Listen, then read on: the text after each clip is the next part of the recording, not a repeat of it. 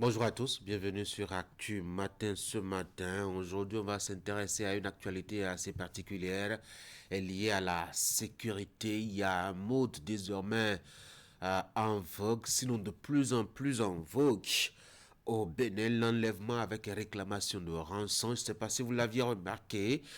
Quelques cas ces derniers temps, notamment dans la partie septentrionale du Bénin, avec l'intervention de la police.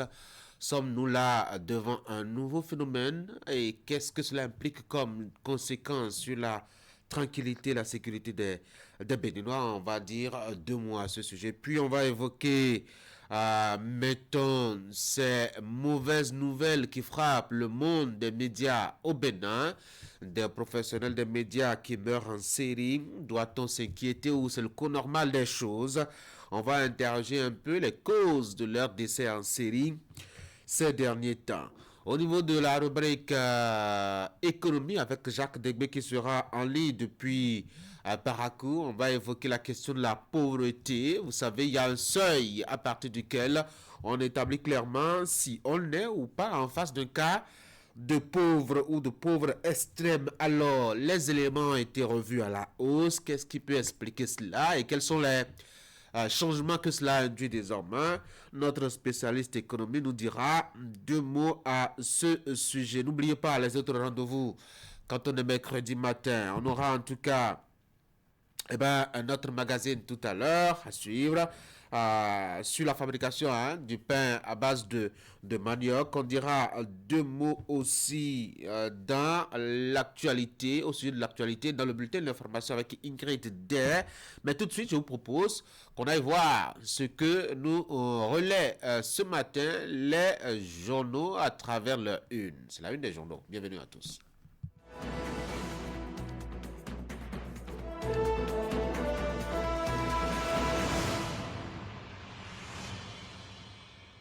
Et voici donc le tout premier rendez-vous de la deuxième partie de votre magazine Actu Matin, Fraternité, qui nous propose ce matin de parler de l'actualité parlementaire, question orale sur l'augmentation des frais de service Momo au Bénin.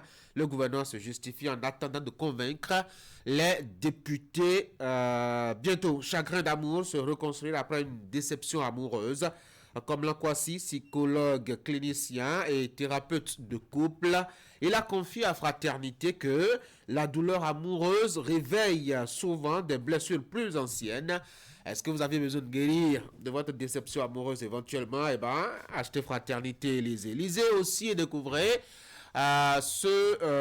portrait biographie du docteur Juste Kodjo du terrain militaire aux amphithéâtres américains. Fraternité retrace le parcours de l'homme et y met un pont. L'informateur, hausse des frais de transaction des monnaies numériques. Le gouvernement interpellé. Matin libre, velléité de résurrection d'anciens partis. Après le PRD, la RB aussi s'annonce. Le malaise de la réforme du système partisan perdure. Décryptage info, agro-industrie, la mécanisation agricole du Ghana, une école pour le Bénin. Le journal est allé voir transport, pollution et sécurité. Les véhicules d'occasion, un double fardeau pour l'Afrique. La nation, un an de la 7e mandature de la HAC, régulation renversée du paysage médiatique, des témoignages éloquents à lire dans les colonnes du quotidien du service public. Le confrère de la matinée qui célèbre Patrice Talon ce matin, politique sportive au Bénin. Patrice Talon, champion tout terrain. Et puis, l'indépendant Pipeline Bénin-Niger, les députés modifient le régime juridique fiscal et douanier du projet. Le journal Les 4 vérités, audit de la liste électorale au Bénin. Vous avez les griefs donc de Michel à Lopo dans la colonne du quotidien. Hausse des frais de retrait mobile money. Cette décision relève de la compétence de la BCAO. Ça, c'est les justifications apportées par le porte-parole du gouvernement qui a été interrogé là-dessus. Non-respect du code électoral à la veille des élections, les articles 54 et 55 constamment violés par les anciens saints et les nouveaux impurs. Alors, quelles sont, je dois dire, les compréhensions qu'il faut avoir de ces éléments entre, mettons, Griffe, achetez le journal Le Clairon et lisez.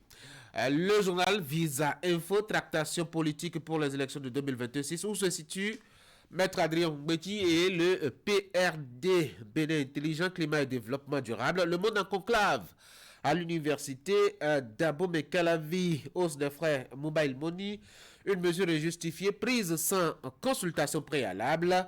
Bénin Intelligent est très énervé. La boussole, choix du duo de candidats pour 2026. Yahi entre gardien de feu et architecte du naufrage. Lisez donc le journal. Et puis, frère Mobile Money annonce les usagers s'interrogent sur une ponction de 25 francs chez MTN Bénin. Session de remplacement du baccalauréat 2025. Les épreuves écrites démarrent le 14 juillet à Cotonou. Inclusion culturelle, Libération propose. Le Bénin fait forte sensation à l'Expo Osaka 2025. L'opinion aujourd'hui vote à l'unanimité de la loi sur la vision 2060 au Parlement. La preuve que Talon a vu juste. Nord-Sud quotidien, résurrection de la renaissance du Bénin. Gali Osoglo veut donner corps à un rêve des militants. Et puis, augmentation des tarifs Momo, l'affiche du jour. Le gouvernement s'en lave les mains. Le bouc émissaire révélé le matin. Baccalauréat session de juin 2025. Les résultats connus ce jour. Les épreuves de la session de remplacement annoncées pour le 14 juillet prochain. Affaire à Kona et à Dambi, le matinal. Pas d'incidence sur la vie du bloc républicain. En tout cas, on a les assurances du porte-parole du parti, Romaric Ogoualé, dans les colonnes du quotidien. Voici le télégramme. Transfert mobile money. Le gouvernement se dédouane de l'augmentation des frais de retrait. Nous avons à présent le Patriote, présidentiel de 2025 en Côte d'Ivoire. Bonéaï conduit une mission pré-électorale. Galéo Soglo, j'étais né renaissant et je vais mourir renaissant. L'événement précis, hausse des frais de retrait mobile money au Bénin, la grogne contre MTN et Move.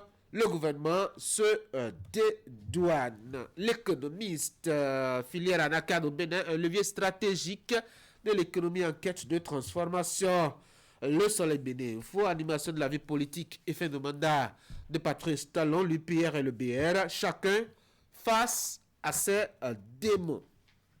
Et voici Fraternité pour la deuxième lecture ce matin.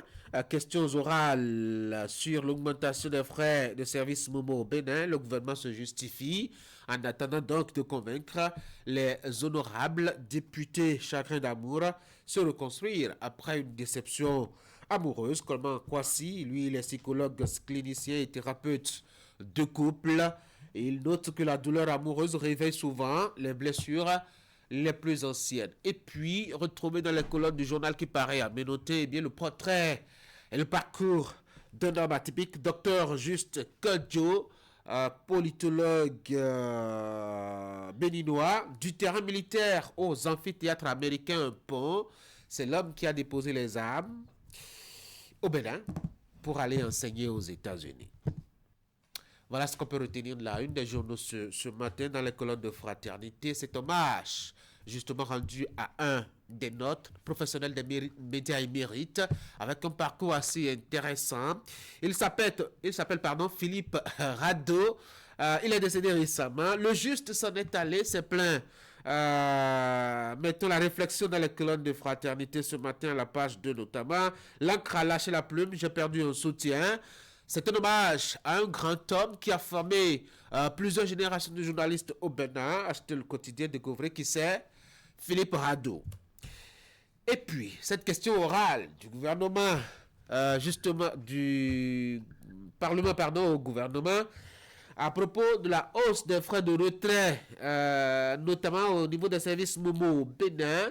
Il y a quelques arguments que le gouvernement avance pour se justifier en attendant d'aller voir les députés à l'Assemblée nationale, les députés qui lui ont adressé justement Quelques questions à ce propos. L'autorité de régulation des communications électroniques et de la poste, placée sous l'autorité de la présidence, est-elle informée tout au moins, je dois dire, des nouvelles modifications tarifaires des services mobile money du dit opérateur? Question de l'honorable qui a donc déposé ces questions orales à l'adresse du député, il s'agit à l'adresse du gouvernement, il s'agit du député Joël Godonou.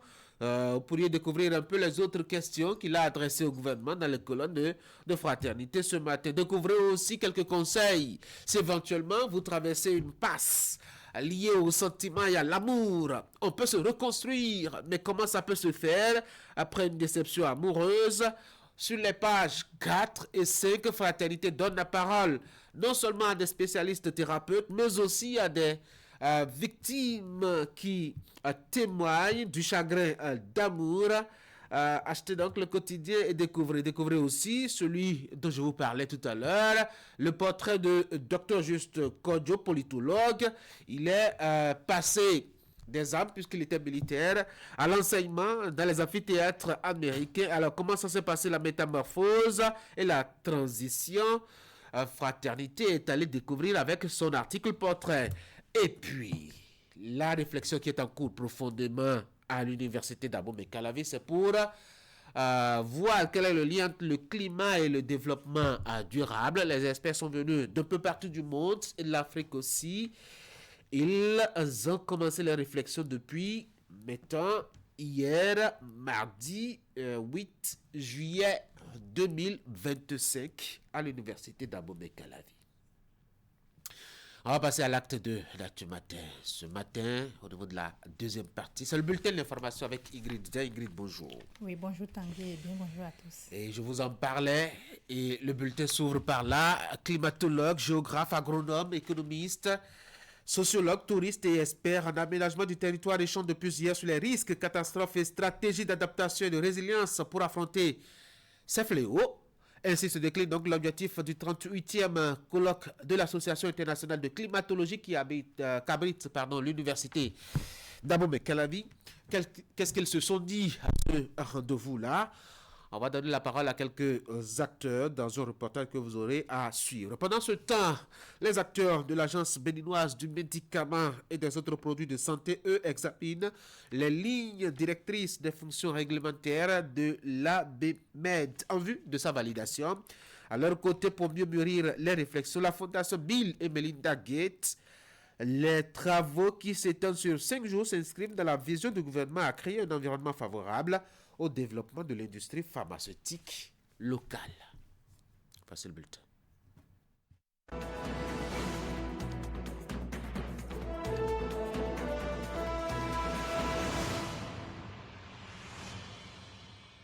Et direction Abomey-Calavi, et notamment à l'université de cette ville précisément, et ce rendez-vous international de réflexion. Il s'agit du 38e colloque de l'Association internationale de climatologie AIC qui s'est notamment ouvert donc dans cette université sous le thème climat, agriculture, ressources en eau, tourisme et développement. Oui, Tanguy, c'est un grand rendez-vous scientifique qui invite à des réflexions pluridisciplinaires et à des approches croisées entre climatologues, géographes, agronomes, économistes, sociologues, touristes et experts en aménagement du territoire. Pendant 3 jours, ces acteurs vont échanger sur les risques, catastrophes et les stratégies d'adaptation et de résilience pour affronter ces fléaux. Vigila Hode, on nous fait ici le point des travaux. Ce 38e colloque de l'Association internationale de climatologie est organisé sous la houlette du LACED, avec l'appui de l'école doctorale pluridisciplinaire Espace Culture et Développement de l'Université d'Abomey-Calavi. Il s'inscrit dans la vision d'une formation doctorale ancrée dans les réalités endogènes et préoccupations majeures du monde actuel.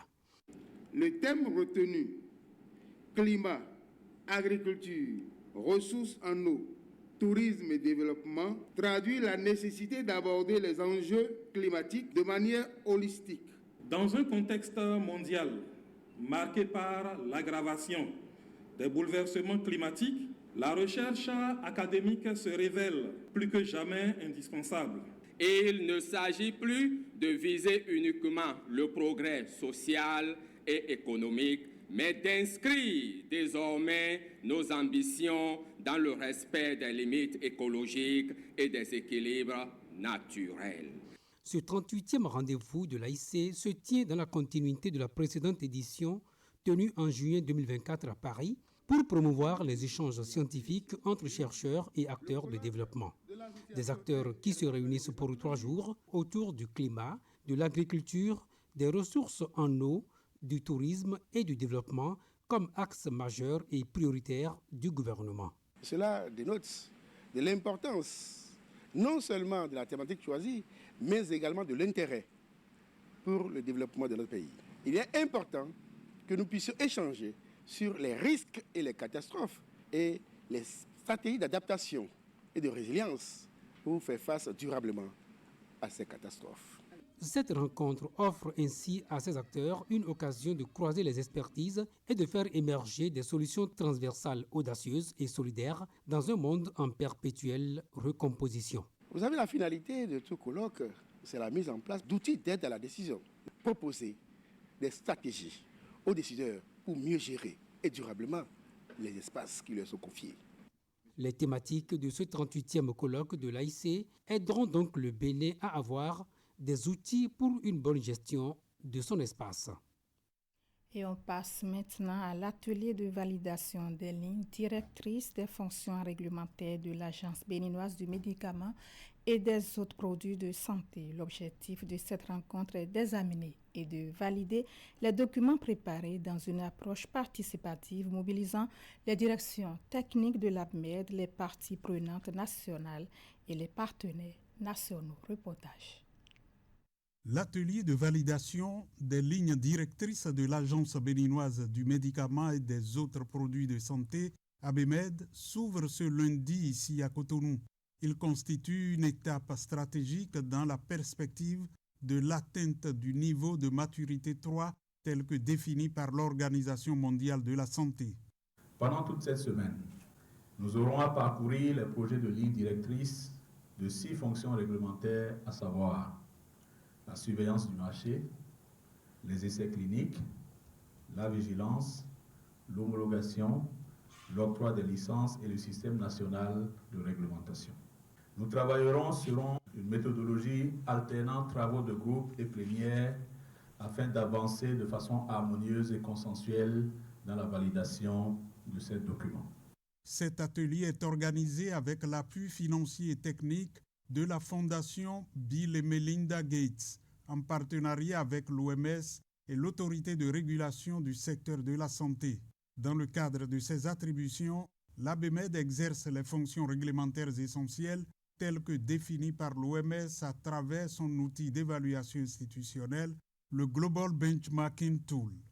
L'atelier qui nous réunit aujourd'hui est le fruit d'un travail collectif rigoureux d'auto-évaluation institutionnelle, d'identification des écarts, d'élaboration d'un plan de développement et maintenant de validation participative des lignes directrices.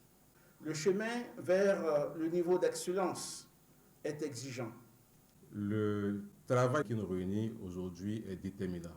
Il vise à doter l'ABMED de lignes directrices techniques essentielles pour renforcer la maîtrise de ces processus, garantir une régulation rigoureuse, transparente et adaptée aux réalités du secteur pharmaceutique béninois. Depuis des années, le gouvernement, à travers l'ABMED, s'est engagé dans la transformation de son système de réglementation pharmaceutique. Cet atelier s'inscrit dans la volonté de l'ABMED de bâtir un système réglementaire crédible, efficace et protecteur de la santé publique en phase avec les bonnes pratiques internationales et les exigences de souveraineté pharmaceutique. Et on s'intéresse à présent à la mission de l'Agence béninoise du médicaments et des autres produits de santé. Quelles sont ses fonctions réglementaires? Pour en savoir davantage, Ouliat Sanoussi a tendu son micro à Nelly Noutaï, chimiste à l'ABMED. On l'écoute. L'ABMED est l'autorité de réglementation pharmaceutique qui s'assure que les produits médicaux qui sont sur le marché sont de qualité sûre et efficace. Donc l'ABMED, à travers ses fonctions réglementaires, réglemente le milieu pharmaceutique. Les fonctions réglementaires sont celles qui doivent être mises en œuvre, recommandées par l'OMS. Il y a 9 fonctions réglementaires, dont 8 que l'ABMED met en œuvre. La 9e fonction réglementaire est la relâche de l'eau, qui n'est pas encore mise en œuvre par l'ABMED parce que le Bénin ne fabrique pas encore des vaccins. Donc, pour citer les fonctions réglementaires mises en œuvre par l'ABMED, il y a le système de réglementation nationale. Nous avons l'enregistrement et l'autorisation de mise sur le marché, la vigilance des produits de santé, la surveillance du marché, l'octroi des licences aux établissements pharmaceutiques, les inspections réglementaires et l'autorisation des essais cliniques. En fait, il y en a 8 que le Bénin met en œuvre, dont une qui est mise en œuvre par l'ANCQ, qui est l'Agence nationale du contrôle qualité et de l'eau, et les 7 autres sont mises en œuvre par l'ABMED. Les fonctions réglementaires sont décrites par l'OMS, par le GBT. En fait, cet outil est élaboré par l'OMS et permet d'évaluer le niveau de maturité des agences réglementaires. Le Bénin aujourd'hui a un niveau de maturité 1 et nous sommes dans la marche vers le niveau de maturité 3. Et la validation des lignes directrices, justement, fait partie d'une étape importante pour atteindre le niveau de maturité 3. On a quand même 7 fonctions réglementaires, donc on s'assure que les pharmacies sont conformes aux normes, les industries sont conformes aux normes. On s'assure que tout ce qui touche le médicament et les autres produits de santé soient conformes aux normes. Ça a l'air simple, mais c'est complexe. Et ça dépend du problème. Quand un problème est soulevé, l'ABMED fait des investigations et le but, c'est quand même de s'assurer que le médicament qui est sur le marché est de qualité et sûr. S'il y a vraiment un défaut de qualité, l'ABMED procède à la relâche de l'eau, donc le retrait du lot sur le marché. Le ministre conseiller Chakayadji était lundi dernier sur la bretelle Ouida Tori à Lada pour constater l'état de dégradation de la route. Une descente sur le terrain suscitée par les nombreuses plaintes et grognes enregistrées dans les rangs des usagers riverains de ces localités sur place. L'autorité s'est rendue compte que cette voie livrée il y a moins de 10 ans commence effectivement par se dégrader. Voici le compte rendu de Ulrich Kaba. Des crevasses, les unes plus larges et plus profondes que d'autres. C'est cette désolante image qui fait le quotidien des usagers de la bretelle Ouida Tori à Lada. Cette route qui part du carrefour Bassé et qui se prolonge dans l'arrondissement de Savy avec des débouchés sur les communes de Tori et Alada est très pratiquée par de nombreux usagers. Mais la dégradation de la voie crée d'énormes désagréments aux populations. Nous avons beaucoup d'accidents sur la voie Ouida Tori-Bosito. Nous avons beaucoup d'accidents sur la voie Tori-Bosito, Paou et un peu sur la voie d'Alada. Donc, et avec ça, nous, en tant que maire de nos communes, ça nous fait peur et ça nous interpelle. C'est suite aux nombreuses plaintes des populations que le ministre conseiller en charge des infrastructures routières descend sur le terrain pour constater l'ampleur de la situation. Cette route, réceptionnée il y a à peine 10 ans, suscite selon l'autorité des inquiétudes quant à la qualité des travaux. Cette route-là, nous l'avons mise en service en 2016, à peu près, fin 2015. Voilà ce son état. Je voudrais saisir l'occasion pour dire aux populations de faire attention à ceux qui leur disent que faire une route de bonne qualité est une mauvaise chose. Face à la dégradation de plus en plus poussée de cette route, les autorités rassurent que des dispositions seront prises sous peu pour corriger le mal. Il y a un programme d'entretien qui va être exécuté. Sommairement cette année, mais l'année prochaine sera beaucoup plus conséquent. Pour boucher les trous, pour entretenir les abords des voies sur l'ensemble du réseau routier bitumen. Ce programme va commencer d'ici peu. Ça a commencé sur Saint-Main-Porto-Nouveau, vous avez vu. Ça va commencer sur Boycon Dassa. sur Djougou, Waké, qui sont les routes les plus dégradées, sur Djougou-Ndali, qui sont les routes. Le reste du réseau est plutôt reconstruit. Les autorités en profitent pour exhorter tous les usagers à faire davantage preuve de prudence sur la route pour éviter les accidents. Et voilà, ce sera tout pour cette session d'information. L'information continue sur ce plateau, mais avant, on fait un tour à la régie. Cotonou, capitale de l'engagement pour l'autonomisation des femmes et des filles. Du 2 au 4 juillet 2025, la République du Bénin accueille un événement régional majeur. La 8e session ordinaire du comité régional de pilotage du projet Souhaite Plus, projet régional pour l'autonomisation des femmes et dividendes démographiques en Afrique subsaharienne. Souhaite Plus est l'expansion du projet Souhaite, né de la volonté des chefs d'État du Burkina Faso, de la Côte d'Ivoire, du Mali, de la Mauritanie, du Niger et du Tchad, engagés à réduire la vulnérabilité des adolescentes et des jeunes femmes de leur pays et à maîtriser la croissance démographique pour favoriser la capture du dividende démographique. Lancé en novembre 2015 avec le soutien financier et technique de la Banque mondiale, l'appui technique de l'UNFPA et de l'Organisation ouest-africaine de la santé et avec le partenariat stratégique de l'Union africaine, ce projet a déjà changé la vie de milliers d'adolescentes et de jeunes femmes dans plus de 10 pays d'Afrique de l'Ouest et du Centre. À l'ordre du jour, le bilan de 10 ans d'action en faveur du dividende démographique, le partage des leçons apprises et des réussites nationales, le renouvellement des instances de gouvernance régionale, ministres, partenaires techniques, coordonnateurs nationaux, représentants des communautés économiques régionales, tous réunis autour d'un seul objectif: autonomiser les femmes, renforcer les systèmes de santé et bâtir un avenir équitable pour les jeunes générations. Cotonou, du 2 au 4 juillet 2025, le rendez-vous du leadership africain pour l'équité, la santé et la dignité des filles. Projet Souhaite Plus, une région engagée, un avenir transformé.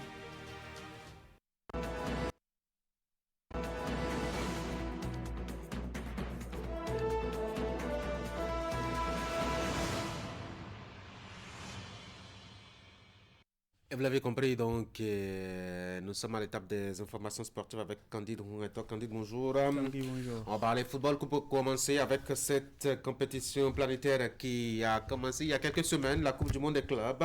On est à l'étape de demi-finale avec déjà la première qui a connu son issue.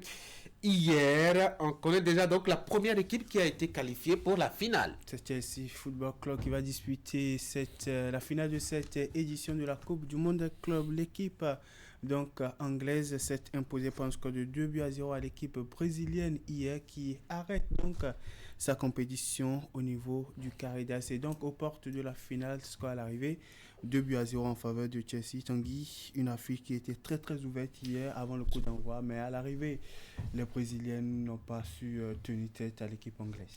Oui, on connaissait les Brésiliens très techniques, oui. C'est vrai, et qui évoluent de façon assez compacte. Mais ils auront pêché notamment dans les phases de repli, qui leur a coûté, ma foi, je dois dire, cette rencontre-là hier. Mais il faut dire aussi qu'on a vu une autre physionomie de Chelsea, franchement, qui pouvait porter le ballon de l'avant, conserver, résister, repousser l'assaut de l'adversaire, etc. On a quand même de jeunes gens qui étaient très tenaces. Et je me dis, face justement à des jeunes gens avec beaucoup de souffle et d'entrée, d'engagement comme ça, qu'est-ce que ça va donner une finale entre Chelsea et PSG? Et PSG, donc vous pronostiquez déjà pour la deuxième demi-finale? Oui, c'est fort possible que le PSG passe. D'abord, ce serait logique parce que c'est quand même les champions en titre d'Europe. Et on a vu que le Real a quand même eu une année sportive, footballistique assez poussive, difficile. Donc, c'est maintenant que l'équipe est en train de se reconstruire avec Xabi Alonso. Donc, on se dit qu'il y a encore des automatismes, des réflexes qui ne sont pas vraiment réveillés. Et donc que la cohésion de groupe, le collectif qui devrait leur permettre quand même de gagner la rencontre n'est pas encore totalement huilé. Donc c'est pas évident qu'ils aient, mettons, toutes les chances de leur côté, mais c'est vrai qu'ils ont des individualités assez intéressantes qui pourraient faire la différence, on ne sait jamais. Mais quand on voit un PSG solidaire, solide, pressant, où tout le monde marque, tout le monde défend, tout le monde replie, je me dis que si le Real y arrive, vraiment, ça va être un miracle. Ça va être un miracle. Quand on parle d'individualité du côté du Real Madrid, on a vu un certain Garcia qui, depuis plusieurs matchs déjà, essaie de faire quelque chose avec l'équipe du Real Madrid. On va dire qu'il semble avoir trouvé son aisance sous les Xavi Alonso. Ah oui, c'est quelqu'un qui a galéré quand même sous l'ère Ancelotti. Oui. D'ailleurs, il n'est pas le seul à galérer sous Ancelotti et de se faire découvrir des talents. Maintenant, Adagula, par exemple, on l'avait vraiment vu, en tout cas aussi explosif et contributeur, je dois dire, au niveau de jeu du Real. Lui aussi se révèle actuellement. Donc, comme vous le dites, Garcia, oui, mais bon, ça attend encore de prouver beaucoup d'expérience. C'est la première compétition au niveau de laquelle il se révèle aussi. On verra si ça peut maintenir le cap, parce que c'est ça les stars aussi, c'est ça le professionnel aussi, pouvoir tenir sur plusieurs compétitions afin de montrer un peu tout son talent. Mais je ne doute pas, c'est quelqu'un qui peut beaucoup apporter au Real. D'ailleurs, il a commencé à le faire. Il a commencé à le faire. Cette deuxième affiche de demi-finale PSG-Real Madrid, il faut dire que le PSG a battu à l'étape des quarts de finale l'équipe de Bayern de Munich pour s'offrir son billet pour le carré d'as, tandis que le Real Madrid a sorti l'équipe du Borussia Dortmund pour se hisser en demi-finale. Une affiche des quarts de finale qui a été poussive, il faut le rappeler.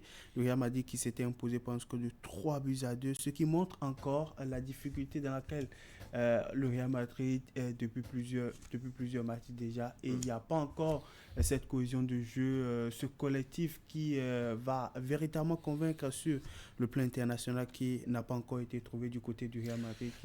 C'est ce que je vous disais. C'est vrai qu'on a des individualités, mais le collectif n'est pas encore au rendez-vous, au top niveau. Bon, maintenant, c'est une grande idée, une grande équipe. Peut-être que les entraînements et autres, les consignes pourraient davantage souder le groupe, parce que quand vous voyez un peu la prestation face au Borussia Dortmund, vous avez quand même une équipe qui a commencé à relâcher vers la fin, alors que ce n'est pas le jeu qu'on connaît au Real. C'est du top au top, du début jusqu'à la fin. C'est vrai, il y a quelques éléments dans l'effectif qu'il faut vraiment, je ne vais pas dire envoyer, ils ont rendu beaucoup de services au club merengue, mais dont il faut commencer à s'interroger sur les capacités à continuer le chemin avec la Maison Blanche. Vous voyez par exemple, c'était Rudiger, qui est d'ailleurs même, je dois dire, auteur fautif sur le deuxième but, je dois dire, du Borussia Dortmund, par exemple. Ah non, le premier but, pardon, du Borussia Dortmund. Le deuxième but, c'est le penalty de leur recrue, de leur dernière recrue. Et donc, on a quelques éléments qui mettons non plus le rythme qu'il faut, la jeunesse qu'il faut pour continuer à faire le chemin avec le Real Madrid. Et ça peut être une faiblesse pour eux. Et du côté du PSG, vous ne sentez pas qu'il pourrait peut-être y avoir un effet de fatigue, parce oui, absolument, c'est ça qui attend et c'est ça qui guette justement le groupe du PSG. On se dit que ayant aligné autant de matchs cette année, avec autant de victoires et autant de trophées aussi, faut-il le dire, ils ont commencé à montrer quelques signes de faiblesse, de fatigue aussi. Il ne faut pas oublier la température sous laquelle ils jouent là-bas aussi, qui n'est pas forcément celle de l'Europe, où ils ont été rois cette année. Et donc, ça peut être des éléments qui vont jouer contre eux. Et un dernier aspect de la chose aussi, c'est qu'on les a vus jouer tout le temps, avec le même style de jeu. Les gens ont commencé certainement à réfléchir sur comment il faut les avoir. Et n'oubliez pas, il a été pendant longtemps, mettons 4 à 5 matchs, très difficile de marquer contre le PSG, mais lors de la compétition de la Coupe du Monde des clubs, on a vu quand même que le PSG a encaissé quelques buts. Pas mal de buts. C'est donc pour montrer que quelque part, ils ont des failles par lesquelles les gens peuvent passer, et certainement que les gens ont commencé à réfléchir là-dessus. Et ces gens-là, on va commencer par les surnommer justement le Real Madrid, qui est sur la prochaine liste, sinon qui est la prochaine sur la liste, qui va justement affronter l'équipe du PSG à partir de 20h. Tanguy, est-ce que votre cœur penche pour une équipe particulière? Non, moi je veux bien voir du beau jeu, vous le savez, et c'est vrai que je suis fatigué. Enfin, je l'ai toujours dit, moi je n'aime pas trop les équipes qui remportent tout le temps. Il faut de, c'est vrai, PSG, Real en demi-finale, bon, c'est pas du nouveau. On connaît ces affiches-là depuis longtemps. Peut-être qu'on aurait eu droit à un certain, je sais pas, un petit club anglais, comme d'ailleurs en 2016 ou 2017, ou un club presque anodin à remporter la Champions League. Ça aurait été bien. Pourquoi pas Fluminense à la finale, par exemple, qu'on ait quand même de nouvelles physionomies qui fassent le beau jeu de foot. Le football n'est pas qu'européen. Donc vous espérez justement, sinon vous souhaitez avoir que du beau football ce soir sur les aides de jeu. Et c'est à partir de 20h entre le Real Madrid et le Paris Saint-Germain. Il faut le dire que c'est une affiche entre les champions d'Europe en titre et les tenants du titre de la Coupe du Monde des clubs. Ça s'annonce électrique quand même entre deux clubs qui vont se retrouver pour disputer le dernier ticket de l'étape de la finale de l'ultime rencontre de cette édition 2025 de la Coupe du Monde des clubs. On va boucler ceci et s'intéresser maintenant à ce qui se passe sur le continent. La deuxième journée de la phase des groupes de la Coupe d'Afrique des Nations 2024 va prendre son envol ce mercredi avec à la clé 2 affiches à suivre, notamment dans la pôle A. Justement, à partir de 17h, l'équipe de la Zambie qui a contraint le Maroc à son entrée en compétition au partage de points sera face au Sénégal qui a enregistré une cuisante victoire devant l'équipe de la République démocratique du Congo à son entrée en compétition. Une affiche qui va se dérouler à 17h, Zambie-Sénégal bien entendu. Et puis à 20h, la République démocratique du Congo battue à son entrée en compétition sera face au Maroc qui sera à la recherche des 3 points pour se relancer dans le groupe et pourquoi pas composter la première place du groupe. Il faut rappeler qu'avant ces 2 matchs, comme vous le voyez sur le tableau, le Sénégal est en tête avec 3 points au compteur et un goal différentiel de plus 4, suivi du Maroc, 2 points deuxième avec 1 point au compteur, un goal différentiel de 0. La Zambie est 3e du groupe avec 1 point au compteur également et puis 0 point au compteur pour la République démocratique du Congo qui loge à la dernière place dans ce groupe A. 2 rencontres à suivre ce mercredi, donc 17h Zambie-Sénégal et puis à 20h la République démocratique du Congo sera face à l'équipe du Maroc. On s'intéresse maintenant au nôtre. L'international béninois Andreas Runtondi file en prêt en Allemagne. De retour à Burnley après donc un prêt réussi au Standard de Liège en D1 belge, l'attaquant béninois est de nouveau prêté. Il va donc évoluer à partir de la prochaine saison en Bundesliga. Il ne va donc pas évoluer en Première Ligue sous la couleur de Burnley, son club avec lequel il est en contrat pour 4 bonnes années. L'annonce a été faite par les 2 clubs ce mardi 8 juillet 2025. Faut-il le souligner, Andreas a paraphé un contrat de 4 ans avec le club anglais de Burnley. On va vous proposer de suivre ici un extrait de l'attaquant béninois qui s'est exprimé après donc son transfert à Saint-Pauli. Je suis très reconnaissant au directeur sportif et à l'entraîneur d'avoir cru en moi et de m'avoir fait venir ici. Je suis impatient de commencer. J'ai choisi Saint-Pauli pour le directeur sportif et son style de jeu. Et bien sûr, aussi pour l'entraîneur. En discutant avec lui, j'ai compris que c'était le bon projet pour moi. Sure for me that the project will be the best one for me. I will describe my playing style as a courageous one because I always try to be courageous and I try to play forward. For me, this is my play style. My biggest strength on the pitch will be, I will say. Je décrirai mon style de jeu comme courageux. J'essaie toujours de jouer vers l'avant. Ma plus grande force est ma vitesse et ma capacité à jouer vers l'avant. Je préfère marquer du pied gauche car je suis droitier. La Bundesliga est le championnat qui correspond le mieux à mon profil pour les joueurs qui aiment trouver des espaces et jouer vers l'avant. Je pense que c'est le style de jeu allemand. J'ai parlé de la Bundesliga avec Steve Mounier et je lui ai posé beaucoup de questions. C'est un grand supporter de l'équipe nationale. Nous avons joué ensemble. J'apprends beaucoup de lui pour progresser. He's like a big support for the team. So we used to play together, but I also look him a lot so I can like try to improve of those weaknesses that I've got. Before game, to try to stay calm, I used to pray. Pour rester calme avant un match, j'aime prier, plaisanter et rester normal. Mon premier grand match en tant que footballeur a eu lieu lors des barrages de relégation contre le Stade Malherbe de Caen. C'était mon 6e match. Nous avons gagné à la dernière seconde. C'est comme ça que nous sommes restés dans le football professionnel. C'était incroyable, car à l'époque, beaucoup de jeunes joueurs jouaient là-bas pour aider le club. Le deuxième match, c'était avec le Bénin contre la Libye. Nous nous sommes qualifiés pour la Coupe d'Afrique des Nations. C'était très angoissant, mais aussi amusant, parce que tout s'est bien terminé au final.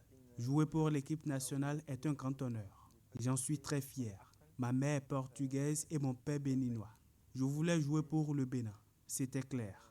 La seule question était quand. Jouer pour son pays implique beaucoup de pression. J'ai commencé tôt, mais j'aurais pu commencer encore plus tôt. Je n'étais pas prêt. A big honor and I'm really proud of it.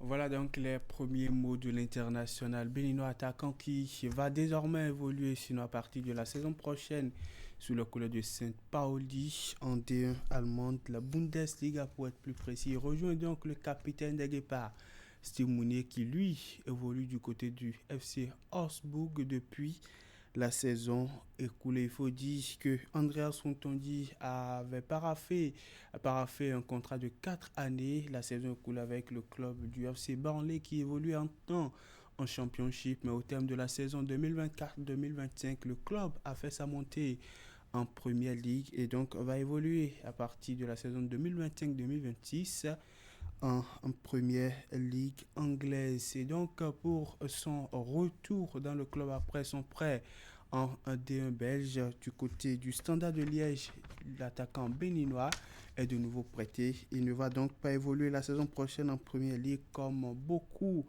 l'attendaient de voir, mais plutôt sous la couleur du FC Saint-Pauli en Bundesliga, la D1 allemande pour être plus précis. On va lui souhaiter bonne chance dans son nouveau challenge. Maracana, à présent, les phases départementales du championnat national 2025 se poursuivent à travers le pays. Après la Ligue Zoukoline, c'est au tour de la Ligue du Littoral de réunir les meilleures équipes de sa zone pour composter les billets qualificatifs pour la phase nationale du championnat. Et cette étape de Cotonou s'est déroulée au rôle des Loisirs et Sports de Cotonou et à l'arrivée, les formations qualifiées pour la phase nationale sont connues. Seize équipes ont animé le championnat départemental du Maracana, Ligue du Littoral, sur les installations du Hall des Arts, Loisirs et Sports de Cotonou. En Open, tout comme chez les seniors et super seniors, la compétition a été marquée de duels intensifs dans un esprit de fair play. Dans les catégories respectives, chacune des équipes a livré une course intensive dans la quête au ticket qualificatif à la phase nationale du championnat.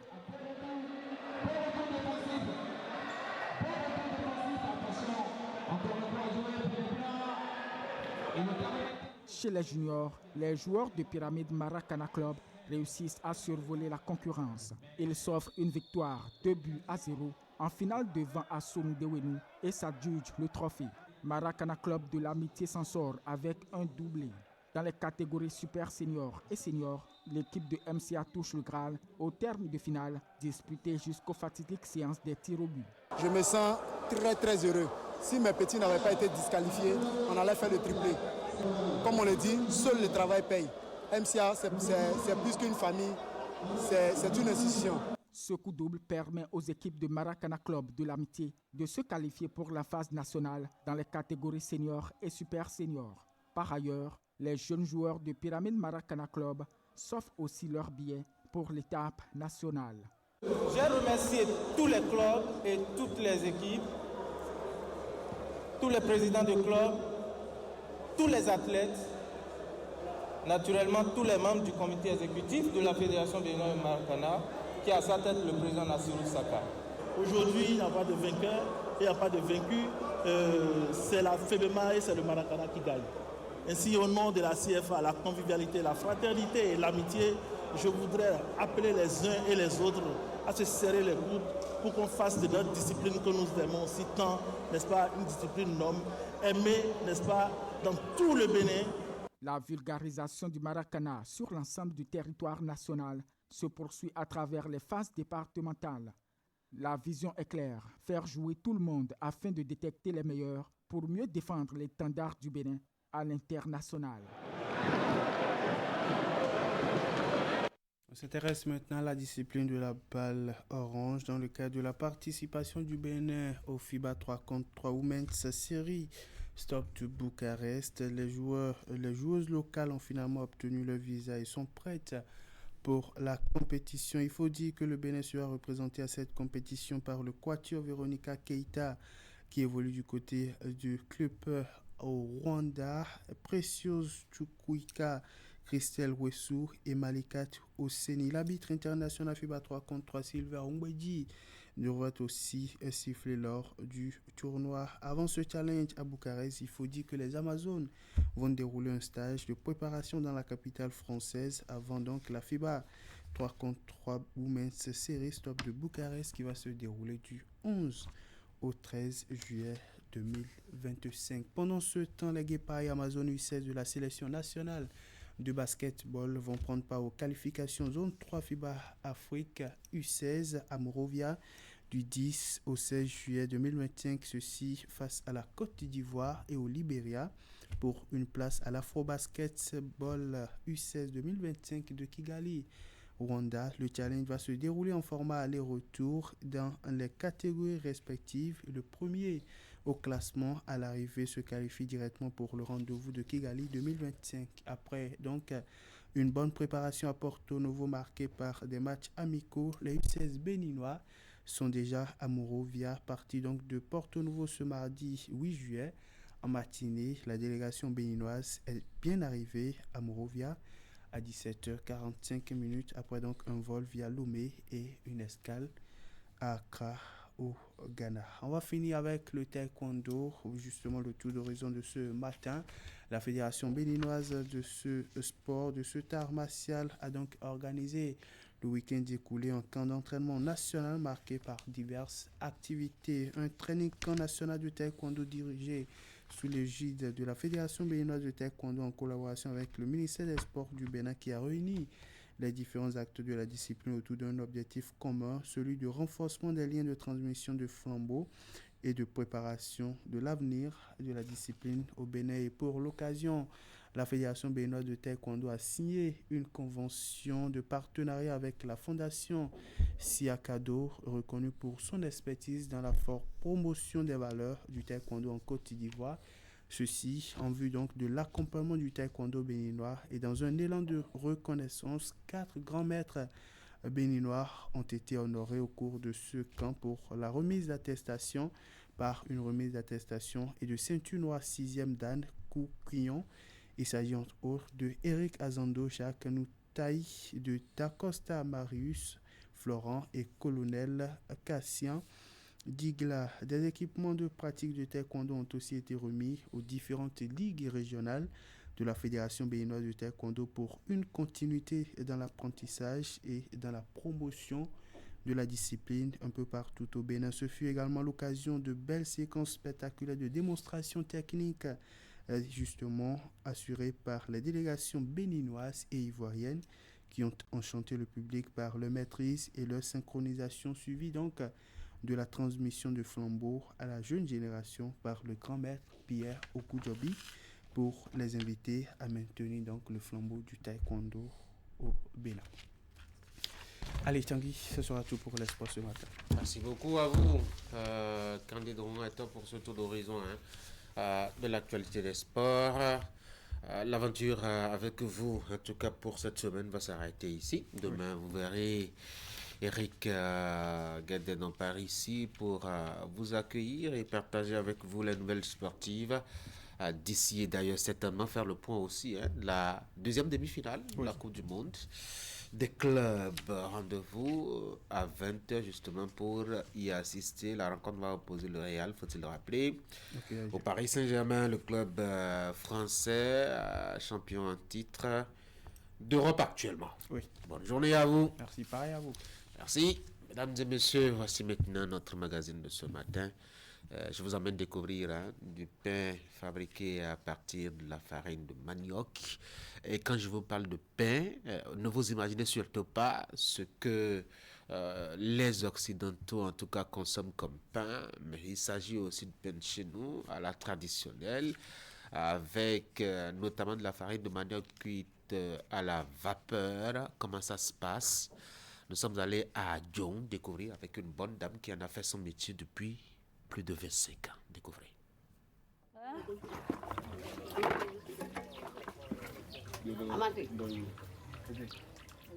Maman Sylvie est toute à son affaire ce matin. Elle s'est réveillée très tôt pour faire du abloyoki, une sorte de pain à base de farine de manioc.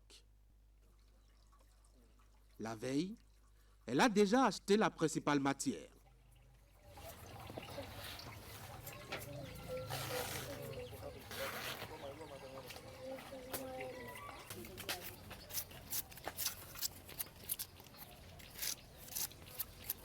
Elle commence tout d'abord par éplucher le manioc. Travail de précision et d'agilité, qualité qu'elle a acquise avec la pratique et le temps.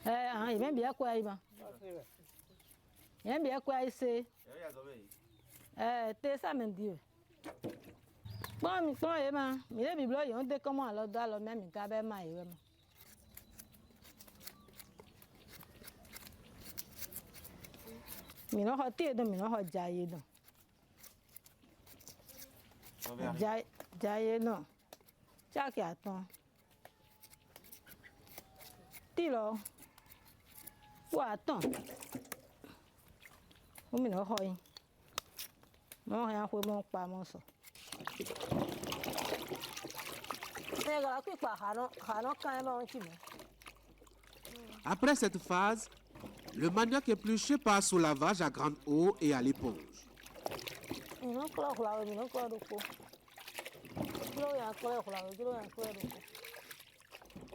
Maman Sylvie insiste surtout sur cette phase pour l'hygiène qu'elle accorde à son commerce.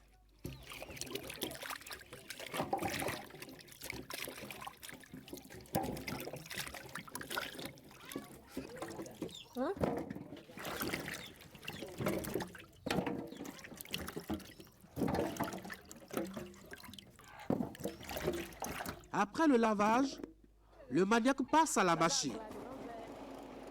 Ici, les femmes s'entraident, même s'il y en a une responsable et affectée à ce poste qui fait tourner le moteur.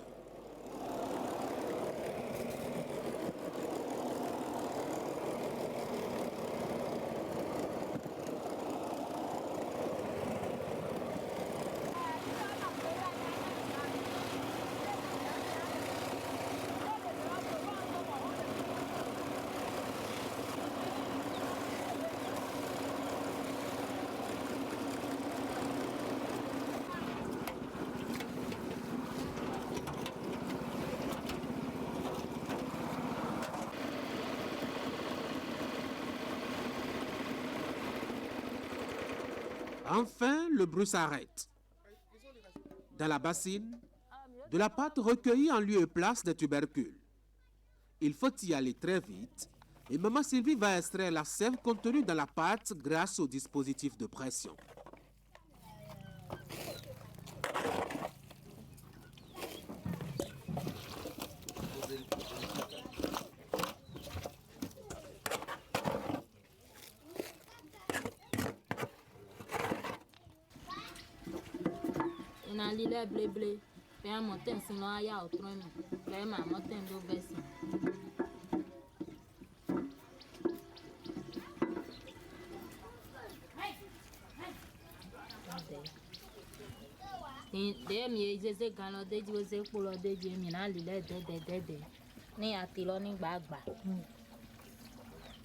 Après environ 1 heure de temps, Maman Sylvie a sa farine de manioc prête et peut rejoindre maintenant la maison.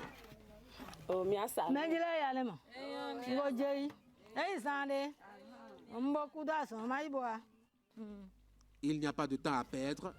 Le soleil commence par taper fort par ici.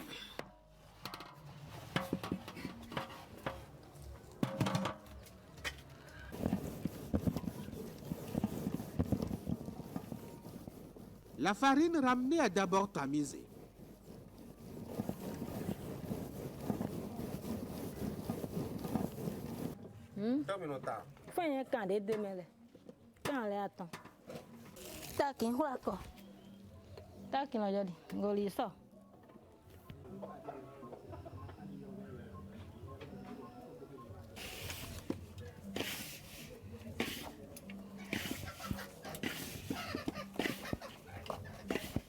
Le mélange devenu homogène, la fabricante du pain ira chercher de quoi emballer en de petites quantités ces petits pains directement achetables. Ici, on se sert très souvent des feuilles de bananier.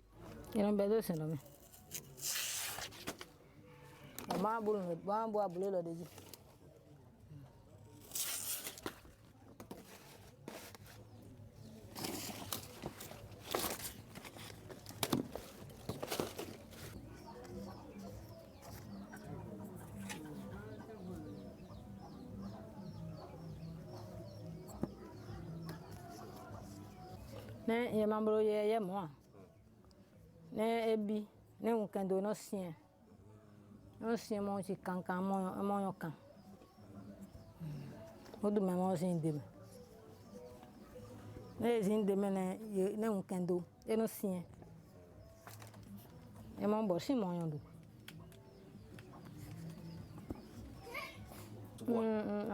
ekpe abana kwa asu ba fan do ujo asujo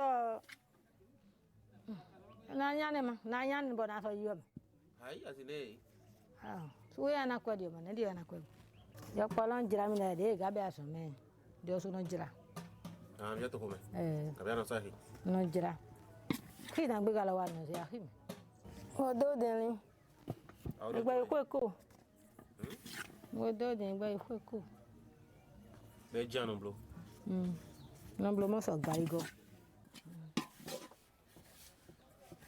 non voulez bien sûr les autres ma tolo chinche.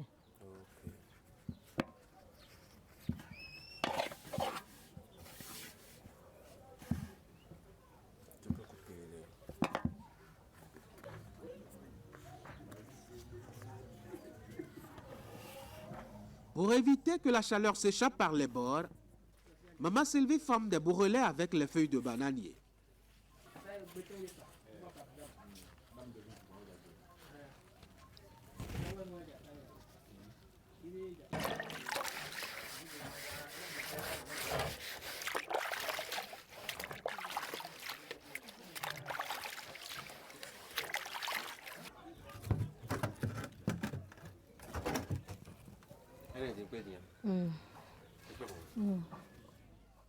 La marmite bien fermée, il faut y mettre le feu.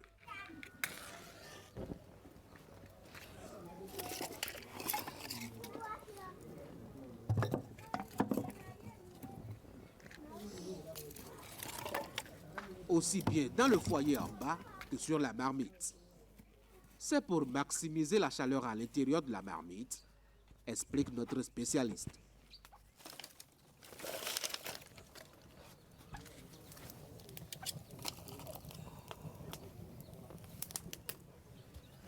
Moyen de bonale, un dit nasi c'est le do kambi. Moyen de bonale le do kambi. Même le rougan, et non fio.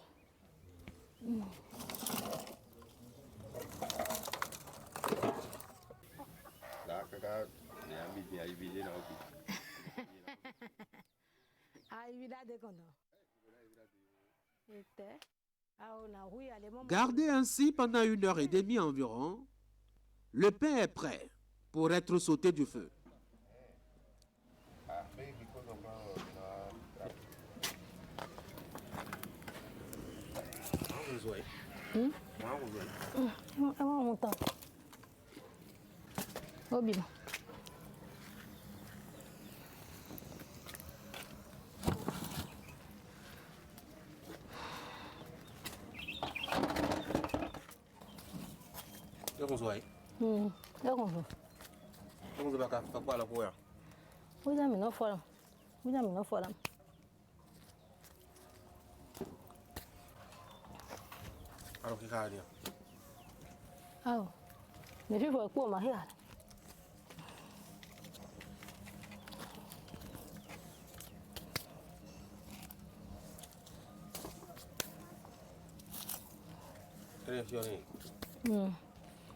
Non fia jam.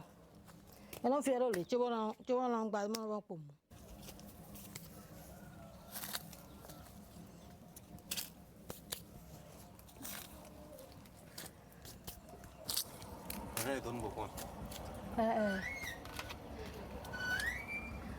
Mazem.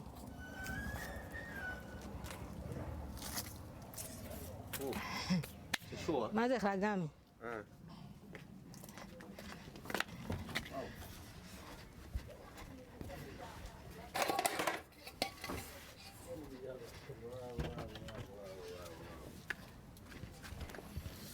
Merci. Bonjour. Dao.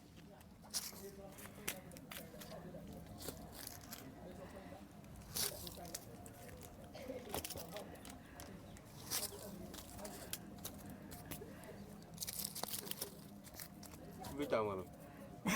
Dao be. Ba vite la de brambo wa zaloi. Ya rambro. Vite sunu ame mnyonu. Ya la rambro. Ba ya suko ya. Yo ya suko. De no bla suko ton ya. Wa ya kulo ya. Di ya kulo. Ye on doit bobo ye on doit chow. Ye so on doit mi fe wi on doit si mi wi. Di te ba kai mwana ni meta mundu na. Bobo la onu do ganji. Ba si npo. Ma an jo dagbe ma. Jo dagbe da o bon ton pe da o.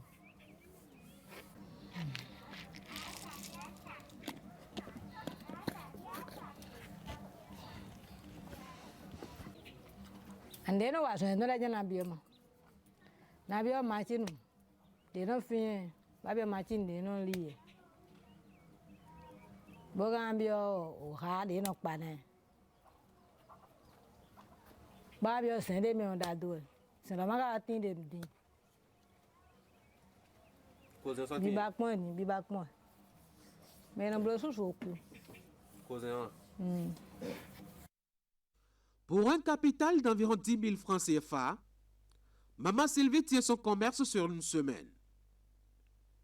Difficile de lui arracher 2 mots sur les marges qu'elle fait. C'est une activité rentable juste, insiste-t-elle à chaque fois. Un petit commerce qu'elle mène depuis une vingtaine d'années maintenant, qu'elle a appris auprès d'une tante déjà décédée. Cotonou, capitale de l'engagement pour l'autonomisation des femmes et des filles. Du 2 au 4 juillet 2025, la République du Bénin accueille un événement régional majeur. La 8e session ordinaire du comité régional de pilotage du projet Souhaite Plus, projet régional pour l'autonomisation des femmes et dividendes démographiques en Afrique subsaharienne. Souhaite Plus est l'expansion du projet Suède, né de la volonté des chefs d'État du Burkina Faso, de la Côte d'Ivoire, du Mali, de la Mauritanie, du Niger et du Tchad, engagés à réduire la vulnérabilité des adolescentes et des jeunes femmes de leur pays et à maîtriser la croissance démographique pour favoriser la capture du dividende démographique.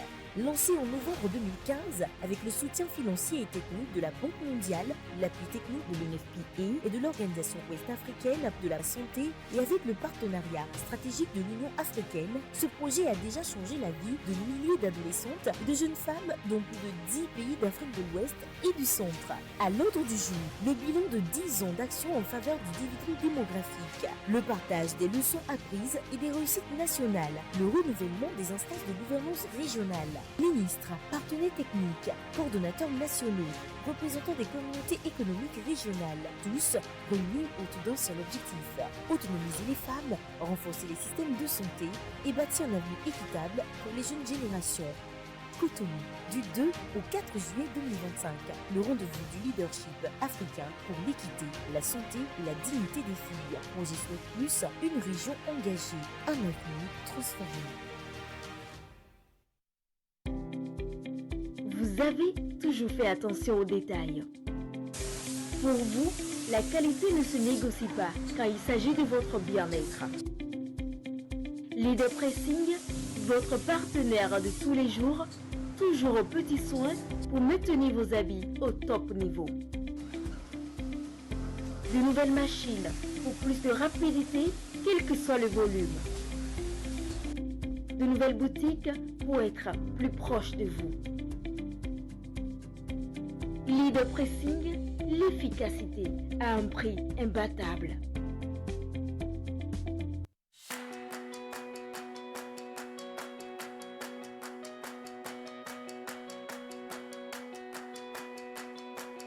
Envie de transformer votre intérieur, envie de composer votre salon à votre image, selon votre style et en fonction de votre goût.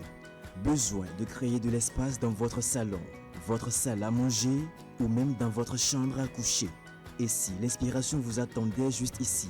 Design moderne, style vintage, bois noble, matière naturelle, couleurs tendance et bien d'autres encore.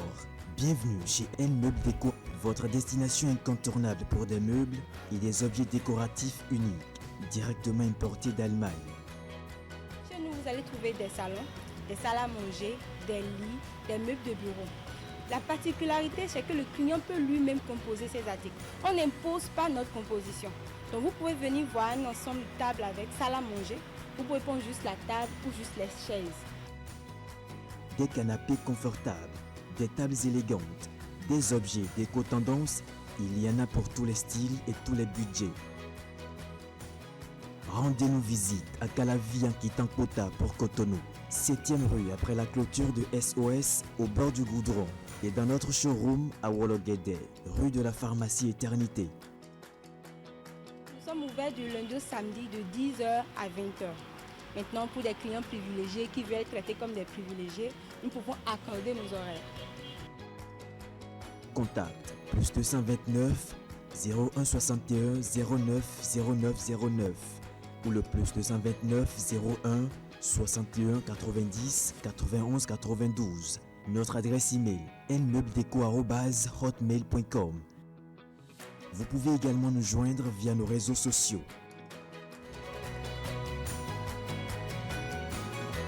Sublimez votre intérieur, révélez votre style.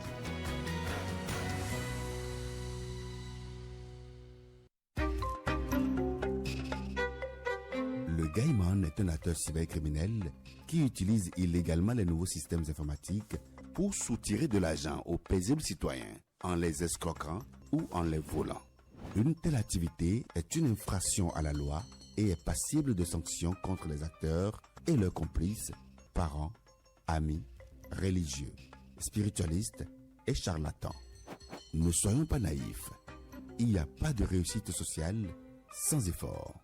Pour tout renseignement et assistance contre la cybercriminalité, appelez les numéros 63 09 51 61 ou le 63 09 51 62, le 65 48 78 114 ou écrivez-nous à l'adresse mail ocrc@dgpr.bj. La cybercriminalité est un fléau à l'antipode du développement socio-économique durable et de la crédibilité de notre pays. Ne permettons pas aux cybercriminels et gaïmans de salir la réputation de notre pays et de ruiner nos efforts collectifs en faisant fuir les investisseurs. Ensemble, combattons la cybercriminalité en dénonçant les gaïmans. Pour tout renseignement et assistance contre la cybercriminalité, appelez les numéros 63 09 51 61, 63 09 51 62, 65 48 78 74 ou écrivez à l'adresse mail ocrc@dgpr.bj.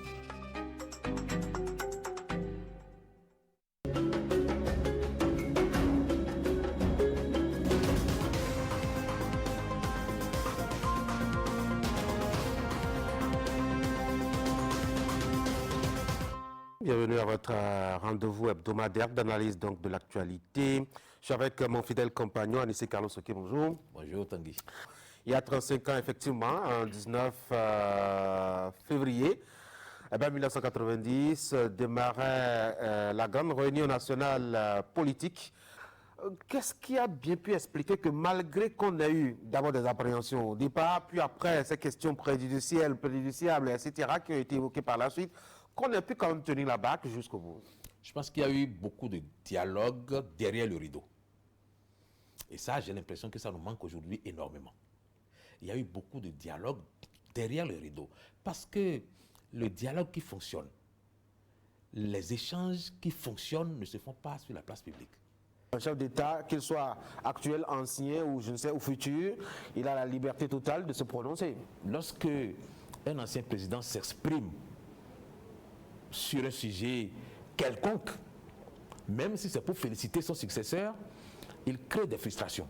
Parce que la parole d'un ancien président porte. Parce que la parole d'un ancien président de la République est sacrée.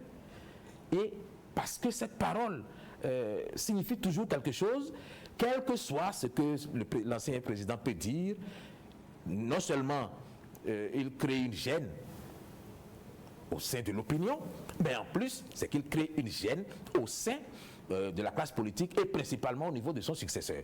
Ça fait que l'avantage que nous pouvons tirer d'un ancien président, c'est qu'il soit extrêmement silencieux et que toutes les actions qu'il a menées dans le cadre de la consolidation de la cohésion nationale, de la pacification, d'un climat politique tendu, soient menées véritablement dans l'ombre, sans que l'on sache même ce qui se passe, pour maintenir la cohésion, pour maintenir l'unité nationale et peser de tout son poids, de personnalité morale exceptionnelle, parce que c'est ce que Nicéphore Soglo est. C'est une personnalité morale d'une dimension exceptionnelle. Un grand homme de culture qui a géré le pays et qui connaît le pays, qui a vécu toute l'expérience du renouveau démocratique depuis 35 ans.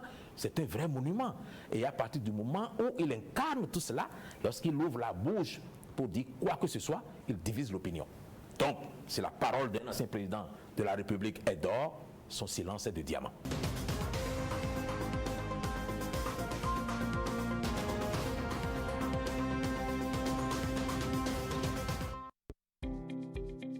Vous avez toujours fait attention aux détails. Pour vous, la qualité ne se négocie pas quand il s'agit de votre bien-être. Leader Pressing, votre partenaire de tous les jours, toujours aux petits soins pour maintenir vos habits au top niveau. De nouvelles machines pour plus de rapidité, quel que soit le volume. De nouvelles boutiques pour être plus proche de vous. Leader Pressing, l'efficacité à un prix imbattable.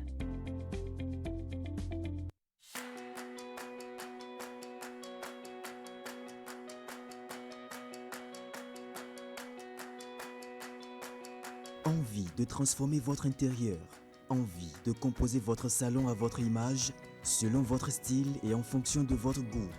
Besoin de créer de l'espace dans votre salon, votre salle à manger ou même dans votre chambre à coucher. Et si l'inspiration vous attendait juste ici, design moderne, style vintage, bois noble, matière naturelle, couleurs tendance et bien d'autres encore. Bienvenue chez N Meubles Déco, votre destination incontournable pour des meubles et des objets décoratifs uniques, directement importés d'Allemagne. Chez nous, vous allez trouver des salons, des salles à manger, des lits, des meubles de bureau. La particularité, c'est que le client peut lui-même composer ses articles. On n'impose pas notre composition. Donc vous pouvez venir voir un ensemble de tables avec salle à manger. Vous pouvez prendre juste la table ou juste les chaises. Des canapés confortables, des tables élégantes, des objets déco-tendance, il y en a pour tous les styles et tous les budgets. Rendez-nous visite à Calavi en quittant Kota pour Cotonou, 7e rue après la clôture de SOS au bord du goudron et dans notre showroom à Wologede, rue de la pharmacie Éternité. Nous sommes ouverts du lundi au samedi de 10h à 20h. Maintenant, pour des clients privilégiés qui veulent être traités comme des privilégiés, nous pouvons accorder nos horaires. Contact +229 0161 09 09 09 ou le +229 01 61 90 91 92. Notre adresse email nmeubledeco@hotmail.com. Vous pouvez également nous joindre via nos réseaux sociaux.